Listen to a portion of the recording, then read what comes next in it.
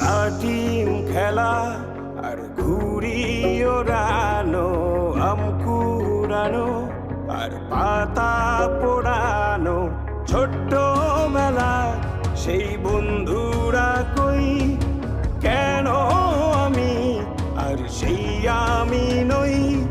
আজ অনেক বছর পরে খুঁজে ফিরি,